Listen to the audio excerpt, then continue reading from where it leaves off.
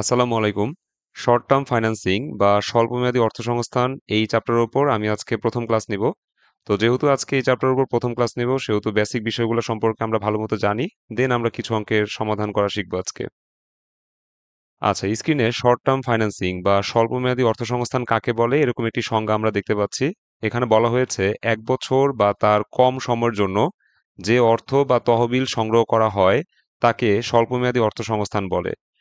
কি বললাম যে 1 বছর বা তার কম সময়ের জন্য, অর্থাৎ শর্ট টার্ম ফাইন্যান্সিং এর প্রতিটা অঙ্ক 1 বছর বা তার কম সময়ের জন্য হয়ে থাকবে।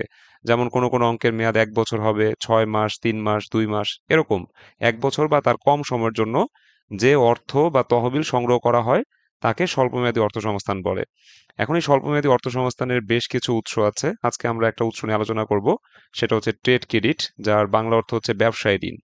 ঠিক আছে, ব্যবসায় ঋণ জিনিসটা কি এটা আমরা একটু বুঝি। এখানে বলা হয়েছে পুনরায় বিক্রয়ের উদ্দেশ্য নিয়ে ক্রেতা বিক্রেতার কাছ থেকে ধারে পণ্য ক্রয় করলে যে ঋণের সৃষ্টি হয় তাকে ব্যবসায় ঋণ বলে। পুনরায় বিক্রয়ের উদ্দেশ্য নিয়ে যখন ক্রেতা বিক্রেতার কাছ থেকে ধারে পণ্য ক্রয় করে তখন যে ঋণের সৃষ্টি হয় তাকে ব্যবসায় ঋণ বলে।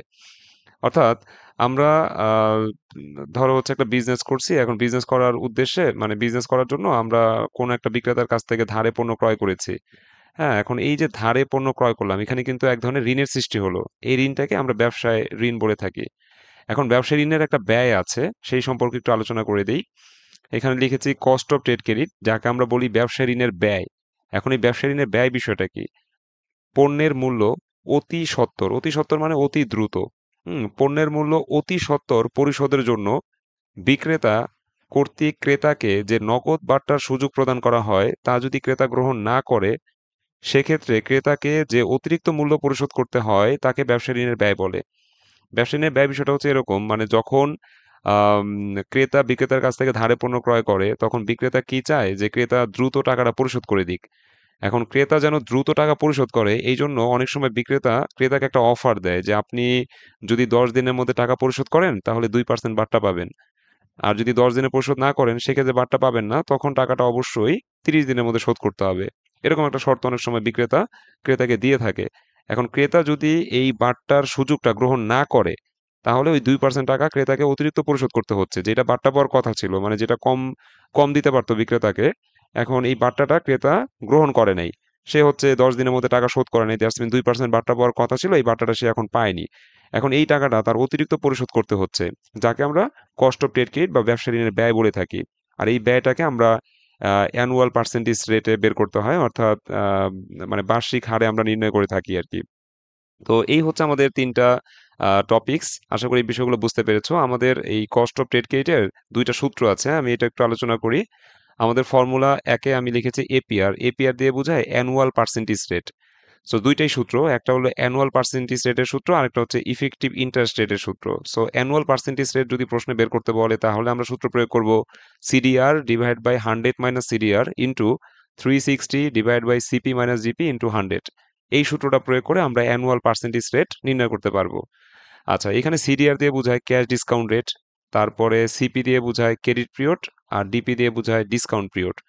ঠিক আছে, এগুলো আমাদের প্রশ্নের মধ্যে দেওয়া থাকবে, একটা শর্ত দিয়ে দিবে এরকম যে ধরো 2/10, পাশে বললো নেট 30। এখন এই যে 2/10 বলছে এটার অর্থ হচ্ছে 2/10 বলছে এটার অর্থ হচ্ছে 10 দিনের মধ্যে যদি টাকা পরিশোধ করতে পারো তাহলে 2% বার্তা পাবা। আর যদি 10 দিনের মধ্যে পরিশোধ করতে না পারো তাহলে এই যে বার্তা পাওয়ার কথা ছিল এই বার্তাটা তুমি পাবা না, এই টাকাটা এখন অতিরিক্ত শোধ করতে হবে, যাকে আমরা ব্যবসা ঋণের ব্যয় বলে থাকি। তো যাই হোক, 10 দিনের মধ্যে পরিশোধ করলে 2% বার্তা পাবা। আর যদি 10 দিনের মধ্যে পরিশোধ না করো সেক্ষেত্রে টাকা অবশ্যই 30 দিনের মধ্যে পরিশোধ করতে হবে, তখন আর বার্তা পাওয়া যাবে না। তো এইখানে এই যে তিনটা কথা আমি বললাম যে 10 দিনে পরিশোধ করলে 2% বার্তা পাবা, এই যে 2% বার্তা পাবা এটাকেই বলা হয় ক্যাশ ডিসকাউন্ট রেট। আর 10 দিনে পরিশোধ করলে বার্তাটা পাওয়া যাবে, সো এই 10 দিনকে বলা হয় ডিসকাউন্ট পিরিয়ড। আর নিটের পর যে 30 আছে, অনেক সময় এন এর পর 30 থাকে, ওইটাই নিট 30। সো নিটের পর যে 30টা আছে এটা হচ্ছে বাকির সময়সীমা, 30 দিন হচ্ছে বাকির সময়সীমা, যাকে আমরা ক্রেডিট পিরিয়ড বলি। সো সিপির মান হবে 30। তাহলে 2/10 নেট 30, এই টার্মসটা আশা করি বুঝতে পেরেছো। সো এই টার্মসটা আমাদের প্রশ্নে দেওয়া থাকবে, বের করতে বলবে অ্যানুয়াল পার্সেন্টেজ রেট। তখন আমরা হচ্ছে অ্যানুয়াল পার্সেন্টেজ রেট বের করার জন্য এই সূত্রটা অ্যাপ্লাই করবো, CDR divide by 100 minus CDR into 360 divide by CP minus DP into 100। আচ্ছা, আর যদি ইফেক্টিভ ইন্টারেস্ট রেট বের করতে বলে, ধরো এই টার্মসটাই প্রশ্নে দেওয়া আছে, 10 দিনের মধ্যে টাকা পরিশোধ করতে পারলে 2% ভাটা পাওয়া যাবে, আর যদি 10 দিনের মধ্যে পরিশোধ না করো সেই ক্ষেত্রে টাকা 30 দিনের মধ্যে শোধ করতে হবে, তখন আর ভাটা পাওয়া যাবে না। এই শর্তটাই দেওয়া আছে, বের করতে বলছে ইফেক্টিভ ইন্টারেস্ট রেট, তখন আমাদের এই সেকেন্ড সূত্রটা অ্যাপ্লাই করতে হবে। হ্যাঁ, সেকেন্ড ব্র্যাকেট, তারপর ফার্স্ট ব্র্যাকেটের মধ্যে লিখবো 1 + r whole to the power n minus 1 × 100। এই সূত্র প্রয়োগ করে আমরা ইফেক্টিভ ইন্টারেস্ট রেট নির্ণয় করতে পারবো, যেখানে আর বের করার সূত্র হচ্ছে CDR divide by 100 minus CDR, আর পাওয়ার যে এন, এন বের করার সূত্র হচ্ছে 360 divide by CP minus DP. এখন কথা হচ্ছে আর বের করার সূত্র আলাদা করে মুখস্থ করা দরকার নাই, কারণ এপিআর এর সূত্রের যে প্রথম অংশটা আছে এটাই হচ্ছে আর, আর মাঝের যে অংশটা আছে এটাই হচ্ছে এন। তাহলে আর এর সূত্র, এন এর সূত্র মুখস্থ না করলেও হচ্ছে, এপিআর এর সূত্রটা যদি মুখস্থ থাকে তাহলে এপিআর এর সূত্রের প্রথম অংশটা হচ্ছে আর এর মান, আর মাঝের অংশটা হচ্ছে এন এর মান। এইভাবে আমরা মনে রাখতে পারি। ঠিক আছে, এই হচ্ছে আমাদের হচ্ছে শর্ট টার্ম ফাইন্যান্সিং কাকে বলে, তারপর ট্রেড ক্রেডিট কাকে বলে, কস্ট অফ ট্রেড ক্রেডিট কাকে বলে, এবং সূত্রগুলো আমি আলোচনা করলাম। দেখো তো এই স্লাইডের মধ্যে কোনো প্রবলেম আছে কিনা, এতটুকু বুঝতে পেরেছি যা যা বুঝিয়েছি? জি স্যার, বুঝতে পারছি। স্যার, আচ্ছা, ডিসকাউন্ট পিরিয়ডটা কি 10? হ্যাঁ হ্যাঁ, শুনতে পাইনি, আরেকবার বলো। ডিসকাউন্ট পিরিয়ডটা কি আপনার 10 দিন হবে? হ্যাঁ, ডিসকাউন্ট পিরিয়ড হবে 10 দিন, যেমন 2/10। এই যে নিচে যে হরটা আছে, হ্যাঁ, এই হরের মধ্যে যে থাকবে সেটাই হচ্ছে ডিসকাউন্ট পিরিয়ড। আর উপরে লবে যে অংশটা থাকবে সেটা হচ্ছে ক্যাশ ডিসকাউন্ট রেট, আর নিটের পর যে অংশটা থাকবে সেটা হচ্ছে ক্রেডিট পিরিয়ড।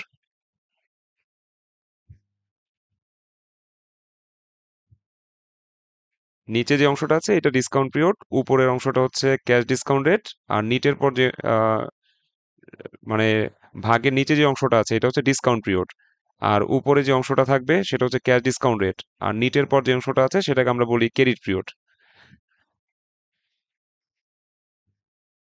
আচ্ছা ঠিক আছে, এখন আমরা হচ্ছে একটা অঙ্ক করি, টেট ক্রেডিটেরই অঙ্ক করব আমরা এখন। আচ্ছা, স্ক্রিনে আমরা শীটের 1 নম্বর অঙ্কটি দেখতে পাচ্ছি, এখানে বলা হয়েছে a company extended credit facility for taka 10 lakh on the terms of, মানে একটা কোম্পানি 10 লাখ টাকার উপর ক্রেডিট ফ্যাসিলিটি প্রদান করে। শর্ত সমূহ হচ্ছে, এ নাম্বারে বলা আছে 2/15 নেট 45, যদি 15 দিনের মধ্যে টাকা পরিশোধ করতে পারো তাহলে 2% বাট্টা পাওয়া যাবে, আর যদি 15 দিনের মধ্যে টাকা পরিশোধ না করো সেক্ষেত্রে অবশ্যই টাকাটা 45 দিনের মধ্যে পরিশোধ করে দিতে হবে, সেক্ষেত্রে আর বাট্টা পাওয়া যাবে না। আর বি নাম্বারে বলা হয়েছে 2.5/20 নেট 60, মানে 20 দিনের মধ্যে টাকা পরিশোধ করতে পারলে 2.5% বাট্টা পাওয়া যাবে, আর যদি 20 দিনের মধ্যে পরিশোধ না করো সেক্ষেত্রে অবশ্যই টাকাটা 60 দিনের মধ্যে পরিশোধ করতে হবে, কিন্তু সেই ক্ষেত্রে আর বাট্টা পাওয়া যাবে না। জাস্ট 20 দিনের মধ্যে টাকা পরিশোধ করতে পারলেই বাট্টার সুযোগ গ্রহণ করা যাবে। যদি 20 দিনের মধ্যে পরিশোধ করতে না পারো তাহলে এই 2.5% বাট্টা পাওয়া যাবে না, কিন্তু টাকাটা অবশ্যই 60 দিনের মধ্যে শোধ করে দিতে হবে। ঠিক আছে, এখন বলছে find out cost of trade credit, আমাদের ব্যবসায় ঋণের ব্যয় বের করতে বলেছে। এই টার্মসগুলো যখন থাকবে তখনই বুঝতে হবে এটা ব্যবসায় ঋণের অঙ্ক, হ্যাঁ, তার মানে ট্রেড ক্রেডিটের অঙ্ক। তো আমাদের বলছে find out cost of trade credit, ব্যবসায় ঋণের ব্যয় নির্ণয় করো। সো আমরা অ্যানুয়াল পার্সেন্টেজ রেট বা এপিআর নির্ণয় করব। আরেকবার বলছে and effective interest rate, EIR বের করো। হ্যাঁ, এই যে ইফেক্টিভ ইন্টারেস্ট রেট বললে আমরা ইআইআর নির্ণয় করব, দুইটা রিকোয়ারমেন্ট, আমাদের কস্ট অফ ট্রেড ক্রেডিট বের করতে হবে, আবার ইফেক্টিভ ইন্টারেস্ট রেট ইআইআরও বের করতে হবে। তারপরে বলছে which term of sales is best to the buyer, ক্রেতার জন্য কোন শর্তটা ভালো, অর্থাৎ এ নাম্বারে যে শর্তটা আছে এটা ভালো নাকি বি নাম্বারে যে শর্ত আছে ওইটা ভালো। সো আমরা হচ্ছে এই যে দুইটা অল্টারনেটিভ, এগুলোকে আমরা অল্টারনেটিভ বলবো। দুইটা অল্টারনেটিভ আছে, মানে যখনই তোমাকে সিদ্ধান্ত চাইবে যে কোন টার্মসটা ক্রেতার জন্য ভালো, তখন বুঝবা ক্রেতার কাছে দুইটা অল্টারনেটিভ আছে। এখন এই দুইটা অল্টারনেটিভের মধ্যে কোনটা ভালো এটা যাচাই করার জন্য আমাদের এপিআর ইআইআর দুইটাই বের করতে হবে, যেহেতু প্রশ্নে বলে দিয়েছে। সো আমি এ নাম্বার অল্টারনেটিভের এপিআর ইআইআর বের করব, আবার বি নাম্বার অল্টারনেটিভের এপিআর ইআইআর বের করব। দেন আমরা মন্তব্য করব এপিআর এবং ইআইআর যত কম তত ভালো। সো দুইটা অল্টারনেটিভের মধ্যে আমরা দেখব যে কার এপিআর কম এবং ইআইআর কম। সো ওই অল্টারনেটিভকেই আমরা হচ্ছে ক্রেতার জন্য ভালো বা বেস্ট এইভাবে একটা মন্তব্য করে দিব। আচ্ছা, এখন আমরা সলিউশন পার্টটা করব। এখানে বলা হয়েছে যে আমরা লিখেছি ফর অল্টারনেটিভ এ, অল্টারনেটিভ এ এর জন্য আমরা গিভেন দিয়ে লিখলাম ক্যাশ ডিসকাউন্ট রেট সিডিআর সমান 2। এখন এই যে ক্যাশ ডিসকাউন্ট রেট সিডিআর সমান 2 লিখলাম, এই 2 আমরা কোথায় পেলাম? আমাদের ফার্স্ট যে অল্টারনেটিভটা আছে অর্থাৎ এ নাম্বার অল্টারনেটিভ এখানে বলা আছে 2/15 নেট 45, অর্থাৎ 15 দিনের মধ্যে টাকা শোধ করলে 2% বাট্টা পাওয়া যাবে। তাহলে 15 দিনে যদি টাকা শোধ করি তাহলে 2% বাট্টা পাওয়া যাবে। এই যে 2% বাট্টা পাওয়া যাবে এটাকে বলা হয় ক্যাশ ডিসকাউন্ট রেট বা সিডিআর। তাহলে ক্যাশ ডিসকাউন্ট রেট সিডিআর সমান কত হলো 2। আর 15 দিনে টাকা পরিশোধ করলে যেহেতু বাট্টা পাবো সেহেতু এই 15 দিনকে বলা হয় ডিসকাউন্ট পিরিয়ড। সো আমি ডিসকাউন্ট পিরিয়ড বা ডিপির মান কত লিখলাম? 15 ডেজ। আচ্ছা, নেট 45, এই নেটের পর যেই তার ডেটা থাকে সেটাকে আমরা বলি ক্রেডিট পিরিয়ড বা বাকি সময়সীমা। সো আমাদের বাকি সময়সীমা হচ্ছে 45 দিন। সো আমি ক্রেডিট পিরিয়ড সিপি সমান কত লিখলাম? 45 ডেজ। এখন আমাদের বের করতে বলছে কস্ট অফ ট্রেড ক্রেডিট যাকে আমরা বলি এপিআর, আবার বের করতে বলছে ইফেক্টিভ ইন্টারেস্ট রেট যাকে বলি ইআইআর। সো আমি লিখলাম annual percentage rate, that's mean APR কত এবং ইফেক্টিভ ইন্টারেস্ট রেট বা ইআইআর কত। উইনো দিয়ে আমরা এপিআর এর সূত্র বসালাম যে এপিআর সূত্র হচ্ছে CDR divide by 100 minus CDR into 360 divide by CP minus DP into 100। এখন সিডিআর এর পরিবর্তে এই যে এখানে 2 আছে না, সো আমরা 2 বসাইলাম। 100 মাইনাস সিডিআর, সিডিআর এর পরিবর্তে 2 বসাইলাম। তারপর 360 divide by CP minus DP, সিপির মান হচ্ছে 45, ডিপির মান হচ্ছে 15, এরপর ইন্টু 100। আচ্ছা, তাহলে 100 থেকে 2 বিয়োগ করলে এখানে 98 আর 45 থেকে 15 বিয়োগ করলে এখানে 30। সো 2 কে 98 দিয়ে ভাগ করলে আসে 0.02041। এখানে দশমিকের পর 5 ঘর নিয়েছি, 4 ঘর নিলেও কোনো সমস্যা নাই। আর 360কে 30 দিয়ে ভাগ করলে আসে 12, আর এখানে 100 গুণ অবস্থায় আগে থেকে ছিল এখনো আছে। এরপর সব ক্যালকুলেশন করলে আমাদের রেজাল্ট আসে 24.49%। সো আশা করি এপিআর নির্ণয়টা বুঝতে পেরেছো। এখন আমাদের ইফেক্টিভ ইন্টারেস্ট রেট নির্ণয় করতে হবে। সো আমরা লিখলাম অ্যান্ড ইআইআর। ইআইআর বের করার সূত্র হচ্ছে 1 plus r whole to the power n minus 1 into 100। এখন সূত্র বসানোর পর আর এর মান হেয়ারে বের করে নিবা। আর বের করার সূত্র হচ্ছে CDR divide by 100 minus CDR. তো সিডিআর এর পরিবর্তে 2 বসাইলাম। 100 minus CDR, that's mean 100 minus 2 বসাইলাম। সো ক্যালকুলেশন করলে 0.02041 আসে আর এর মান। আর এন এর মান বের করার সূত্র হচ্ছে 360 divide by CP minus DP. So 360কে 45 মাইনাস 15, দ্যাটস মিন 30 দিয়ে ভাগ করলে 12 আসে এন এর মান। তাহলে আমি এখানে 1 এর 1 বসালাম, প্লাস এর প্লাস বসালাম, আর এর পরিবর্তে 0.02041 বসাইলাম, আর পাওয়ার এন এর পরিবর্তে 12 বসালাম, -1 ইন্টু 100। ক্যালকুলেশন করলে আমাদের রেজাল্ট আসে 27.42%। সো আমরা এপিআর এবং ইআইআর বের করা বুঝতে পেরেছি অল্টারনেটিভ এ এর জন্য।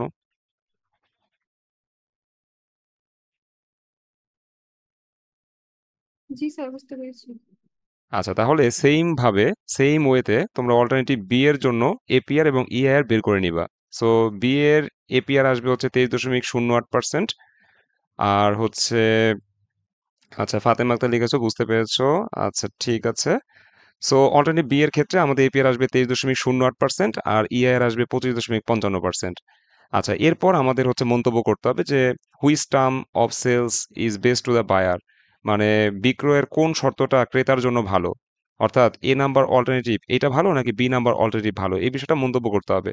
সো সবার শেষে আমরা একটা কমেন্ট লিখবো যে alternative B is the best for the buyer. হ্যাঁ, ক্রেতার জন্য অল্টারনেটিভ বি ভালো, কারণ it's APR and EIR is lower than that of alternative A, কারণ ইহার এপিআর এবং ইআইআর অল্টারনেটিভ এর থেকে লোয়ার আছে। সো তুমি দেখো যে বিটা কিন্তু আসলেই ভালো, কারণ এপিআর কত আসে? 23.08%, কিন্তু এর এপিআর কত? 24.49%। এগুলো যেহেতু কস্ট, কস্ট যত কম হবে ততই তো ভালো, তাই না? 24-এর থেকে 23 তো ভালো। আবার ইআইআর দিয়ে যদি চিন্তা করি, এর হচ্ছে 27, অল্টারনেটিভ এর ইআইআর কত? 27.42%, আর বি এর ইআইআর কত? 25.55%। সো আমরা দেখতে পাচ্ছি এপিআর ছোট অল্টারনেটিভ বি এর ক্ষেত্রে, আবার ইআইআরও অল্টারনেটিভ বি এর ক্ষেত্রে ছোট। সো আমরা অল্টারনেটিভ বিটাকে ভালো বলবো, যে alternative B is the best for the buyer, ক্রেতার জন্য অল্টারনেটিভ বি ভালো, because it's APR and EIR is lower than that of alternative A, কারণ ইহার এপিআর এবং ইআইআর অল্টারনেটিভ এ এর থেকে ছোট আছে। এইভাবে আমরা একটা মন্তব্য করে দিব। তো আশা করি সবাই 1 নম্বর অঙ্ক বুঝতে পেরেছো। আমি চলে যাচ্ছি পরবর্তী অঙ্কে, অর্থাৎ শীটের 2 নম্বর অঙ্কে। ওকে, স্ক্রিনে আমরা 2 নম্বর অঙ্কটি দেখতে পাচ্ছি। এখানে বলা হয়েছে mister Hossain is a very cautious businessman. Mister Hossain হচ্ছে একজন সচেতন ব্যবসায়ী। He supplier offers trade credit terms of 3/10 net 70, মানে তার সাপ্লায়ার বা তার যে বিক্রেতা আছে, হ্যাঁ, সেই বিক্রেতা তাকে অফার করেছে একটা ট্রেড ক্রেডিট টার্মস 3/10 নেট 70, অর্থাৎ 10 দিনের মধ্যে যদি টাকা পরিশোধ করতে পারে তাহলে 3% বার্তা পাবে, আর যদি 10 দিনের মধ্যে টাকা পরিশোধ করতে না পারে তাহলে টাকাটা অবশ্যই 70 দিনের মধ্যে পরিশোধ করে দিতে হবে। তো 70 দিনের মধ্যে পরিশোধ করলে তখন আর বাট্টাটা পাবে না। বাট্টা পাবে জাস্ট 10 দিনের মধ্যে যদি টাকা শোধ করে তাহলে 3% বাট্টা পাবে। আর 10 দিনে পরিশোধ না করলে সেক্ষেত্রে বাট্টা পাবে না, কিন্তু টাকাটা 70 দিনের মধ্যে পরিশোধ করে দিতে হবে। ঠিক আছে? এখন বলছে mister Hossain never text the discount offer. Mister Hossain discount offer গ্রহণ করে নাই। আর যখনই ক্রেতা ডিসকাউন্ট অফার গ্রহণ করবে না তখনই কিন্তু ব্যবসায় ঋণের ব্যয় সৃষ্টি হবে। মানে এই 3% টাকা বাট্টা পাওয়ার কথা ছিল। এখন আমি যেহেতু 10 দিনের মধ্যে টাকা শোধ করি নাই, এখন তো আর এই 3% বাট্টা আমি পাবো না। তার মানে এই টাকাটা আমার অতিরিক্ত শোধ করতে হবে। হ্যাঁ, দ্যাটস মিন ব্যবসা ঋণের ব্যয় সৃষ্টি হবে। কখন সৃষ্টি হবে? যখন আমি 10 দিনের মধ্যে টাকা শোধ করব না, হ্যাঁ, তখনই কিন্তু আমার এই 3% টাকা অতিরিক্ত পে করা লাগবে। আমি যখনই পরিশোধ করি না কেন, 70 দিনের মধ্যে যেকোনো দিন আমি পরিশোধ করতে পারি। যখনই পরিশোধ করি না কেন, তখন কিন্তু আমি বাট্টাটা পাবো না। ওই বাট্টার টাকা এখন আমার নতুন করে পরিশোধ করতে হবে। ওইটাকে মূলত আমরা ব্যবসা ঋণের ব্যয় বলে থাকি। তো এখানে ওই কথাটাই বলছে যে মিস্টার হোসেন হচ্ছে একজন সচেতন ব্যবসায়ী। তার সাপ্লায়ার তাকে একটা ট্রেড ক্রেডিট টার্মস দিয়েছিল, একটা অফার দিয়েছিল যে 3/10 নেট 70, 10 দিনের মধ্যে পরিশোধ করলে 3% বাট্টা পাবে। আর যদি 10 দিনে পরিশোধ না করে তাহলে টাকাটা 70 দিনের মধ্যে পরিশোধ করতে হবে। Mister Hossain never takes discount offer. Mister Hossain discount offer গ্রহণ করে নাই, তার মানে ব্যয় সৃষ্টি হয়েছে। But he pays his suppliers in 60 days rather than the 70 days allowed. মানে 70 দিন অ্যালাউ করেছিল, মানে বাকি সময়সীমা 70 দিন দিয়েছিল, বাট 70 দিনের পরিবর্তে সে 60তম দিনে টাকা পরিশোধ করে দিয়েছে। এখন শোনো, যেই দিনে টাকাটা পরিশোধ করবে মানে ডিসকাউন্ট পিরিয়ড বাদে অন্য যেই দিনে টাকা পরিশোধ করবে সেটাকে আমরা বলি হচ্ছে ক্রেডিট পিরিয়ড। এখানে ক্রেডিট পিরিয়ড কত হবে? 60 days হবে। তোমরা খাতার মধ্যে একটা নোট লিখে রাখবা যে ডিসকাউন্ট পিরিয়ড বাদে অন্য যে দিনে টাকা পরিশোধ করবে, অন্য যে দিনে টাকা পরিশোধ করবে সেই দিন, সেই দিনই হচ্ছে মানে সেই দিনটাকে আমরা বলবো হচ্ছে ক্রেডিট পিরিয়ড। সেই দিনই ক্রেডিট পিরিয়ড। মানে ডিসকাউন্ট পিরিয়ড বাদে অন্য যেই দিনে টাকা পরিশোধ করা হবে সেই দিনই হবে ক্রেডিট পিরিয়ড। তো আমরা ডিসকাউন্ট পিরিয়ডের মধ্যে টাকা তো পরিশোধ করি নাই, তাই না? ডিসকাউন্ট পিরিয়ডের মধ্যে টাকা পরিশোধ করলে তো অঙ্কই হবে না, কারণ আমি তো ডিসকাউন্ট গ্রহণ করেই ফেলছি, আমার তো ব্যয় সৃষ্টি হয়ই নাই। তো ডিসকাউন্ট তো আমি নেই নাই, কিন্তু টাকাটা 70 দিনের মধ্যে পরিশোধ করার কথা ছিল, আমি 60তম দিনে পরিশোধ করছি। এই যে ডিসকাউন্ট পিরিয়ড বাদে অন্য যে দিনে আমি টাকা পরিশোধ করছি, দ্যাটস মিন 60তম দিনে টাকা পরিশোধ করেছি, এই 60তম দিনকেই আমরা বলবো ক্রেডিট পিরিয়ড। 70তম দিনের কোনো কাজ নাই। আচ্ছা, সো হি ইজ শিওর, সে নিশ্চিত, that payment are never late, পেমেন্টটা লেট হয় নাই। হ্যাঁ, মানে সে টাইম মতো দিতে পারছে টাকাটা। What is the cost of not taking the cash discount, cash discount গ্রহণ না করার ফলে যে ব্যয় হয়েছে সেটা কত? তার মানে অ্যানুয়াল পার্সেন্টেজ রেট বা এপিআর নির্ণয় করতে হবে। শোনো, আমরা এপিআর কখন বের করি? আমরা সব অঙ্কেই এপিআর বের করি, শুধু ইফেক্টিভ কথা যে সেই অঙ্কে বলা থাকে সেই অঙ্কে ইআইআর বের করতে হয়। যেমন ইফেক্টিভ ইন্টারেস্ট রেট বের করতে বললো, ইফেক্টিভ অ্যানুয়াল রেট বের করতে বললো, বা ইফেক্টিভ রেট বের করতে বললো। ইফেক্টিভ কথাটা থাকলে তখন কিন্তু এপিআর বের করা যাবে না, তখন অবশ্যই কি করতে হবে? ইআইআর বের করতে হবে। তো আমার এই অঙ্কের কোথাও তো ইফেক্টিভ বলে নাই, সো আমি ইআইআর কেন বের করব? আমাদের এখানে বলছে cost of not taking the cash discount. আমি ক্যাশ ডিসকাউন্ট গ্রহণ না করার ফলে কস্ট হয়েছে, সেই কস্ট কত? তার মানে annual percentage rate, just APR বের করতে হবে। তো আশা করি এপিআর বের করতে পারবা। আমি সলিউশনটা দেখাই দিচ্ছি। প্রথমে ক্যাশ ডিসকাউন্ট রেট সিডিআর লিখতে হবে। সিডিআর হচ্ছে 3, সো আমি 3 লিখলাম। তারপর ডিসকাউন্ট পিরিয়ড হচ্ছে 10 দিন, আমি ডিসকাউন্ট পিরিয়ড ডিপির মান 10 ডেজ লিখলাম। আর এই 70, এটার কোনো কাজ নাই, কারণ 70তম দিন এটা বাকি সময়সীমা ছিল, বাট আমি তো 60তম দিনে টাকা শোধ করেছি। তাহলে বাকি সময়সীমা 60তম দিন, দ্যাটস মিন 60 ডেজ। সো আমরা ক্রেডিট পিরিয়ড সিপির মান কত দেখবো? 60 ডেজ। এরপরে cost of not taking cash discount, cash discount না গ্রহণ করার ফলে কস্ট সৃষ্টি হয়েছে সেটা কত? That's mean annual percentage rate বা এপিআর বের করতে হবে। আমরা এপিআর সূত্র বসাবো, মান বসাবো, ক্যালকুলেশন করলে 22.27% আসবে রেজাল্ট। দেখো তো 2 নম্বর অঙ্কটা বুঝতে পেরেছি কিনা।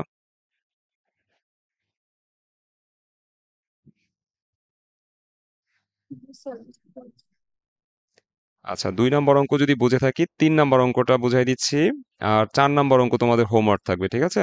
আজকের ক্লাস কিন্তু এই পর্যন্তই থাকবে। 3 করাই দিব, আর 4 হোমওয়ার্ক থাকবে। আমাদের ট্রেড ক্রেডিট শেষ, ইনশাল্লাহ নেক্সট ক্লাস আমরা কমার্শিয়াল পেপারের অঙ্ক করব। তো 3 নাম্বার যে অঙ্কটা আছে এটা আমরা একটু ভালো করে বুঝি। এখানে বলা হয়েছে যে the credit terms for some alternatives are given below. কিছু অল্টারনেটিভের ক্রেডিট টার্মস নিচে দেওয়া আছে, মানে বাকি শর্ত নিচে দেওয়া আছে। সো আমরা দেখতে পাচ্ছি অল্টারনেটিভ 3টা, এক্স ওয়াই জেড, আর ক্রেডিট টার্মসও দেওয়া আছে। যেমন অল্টারনেটিভ এক্স এর ক্রেডিট টার্মস কেমন?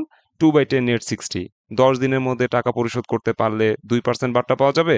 আর যদি 10 দিনের মধ্যে পরিশোধ করতে না পারি সেই ক্ষেত্রে 60তম দিনে টাকা পরিশোধ করে দিতেই হবে। সেক্ষেত্রে আর আমি বাট্টা পাবো না। তেমনিভাবে অল্টারনেটিভ জেড এর ক্ষেত্রে 3/15 নেট 80, বলা আছে 15 দিনের মধ্যে টাকা শোধ করলে 3% বার্তা পাওয়া যাবে। আর যদি 15 দিনের মধ্যে শোধ না করি তাহলে টাকাটা 60 দিনের মধ্যে শোধ করে দিতে হবে। সেক্ষেত্রে আর আমি বার্তা পাবো না। আর জেড এর ক্ষেত্রে এরকম একটা শর্ত দেওয়া আছে। রিকোয়ারমেন্ট একে বলছে determine the cost of forgoing cash discount, মানে এই যে কস্ট বের করতে বলছে অফ ফরগোয়িং ক্যাশ ডিসকাউন্ট, মানে ক্যাশ ডিসকাউন্টটাকে আমরা আম, গ্রহণ করি নাই, ঠিক আছে। ফরগোয়িং ক্যাশ ডিসকাউন্ট মানে ক্যাশ ডিসকাউন্টটাকে আমরা গ্রহণ করি নাই, এটা আমরা বাদ দিয়েই, হ্যাঁ বাদ দিয়েছি, মানে এই এই ডিসকাউন্ট অফারটা আমরা গ্রহণ করি নাই। তাহলে যে ব্যয়টা সৃষ্টি হয়েছে, হ্যাঁ প্রতিটা অল্টারনেটিভের যে ব্যয়টা সৃষ্টি হয়েছে সেই ব্যয়টা কত বের করতে হবে। তো যখনই cost of forgoing cash discount এই কথাটা বলা থাকবে তখন বুঝতে হবে যে ক্যাশ ডিসকাউন্ট অফার গ্রহণ না করার ফলে যে কস্ট সৃষ্টি হয়েছে বা যে ব্যয় সৃষ্টি হয়েছে সেই ব্যয়টা বের করতে বলছে। তো এখানে যেহেতু ইফেক্টিভ কথা বলে নাই, সো আমরা এপিআর বের করব। অর্থাৎ আমাদের 1 নম্বর রিকোয়ারমেন্টে এপিআর নির্ণয় করতে হবে। সো এক্স এর এপিআর বের করবা, ওয়াই এর এপিআর বের করবা, জেড এর এপিআর বের করবা। তিনটা অল্টারনেটিভের জন্য 3বার এপিআর বের করতে হবে। সো এপিআর এর রেজাল্ট কেমন আসবে সেটা আমি বলে দিচ্ছি। আমাদের অল্টারনেটিভ এক্স এর এপিআর আসবে 14.69%, অল্টারনেটিভ ওয়াই এর এপিআর আসবে 17.13%, অল্টারনেটিভ জেড এর এপিআর আসবে 14.69%। সো আমরা রিকোয়ারমেন্ট এক করতে পারবো না, এটা কি আর দেখাই দিতে হবে যে কিভাবে কিভাবে সমাধান করতে হবে?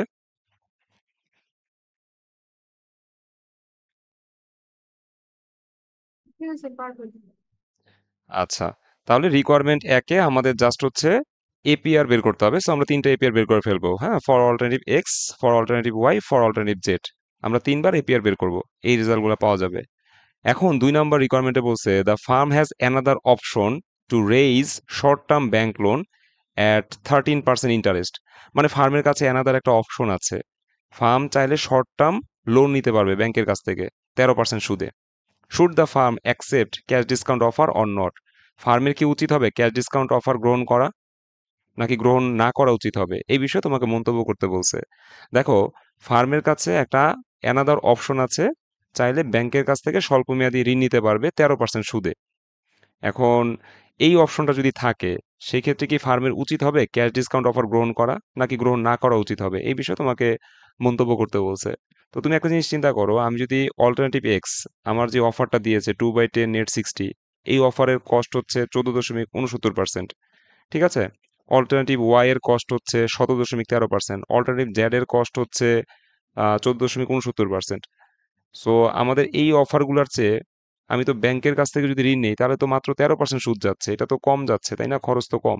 এগুলা তো খরচ বেশি। আমি যদি অল্টারনেটিভ এক্স চুজ করি তাহলে আমাদের বার্ষিক খরচ কত, 14.69%।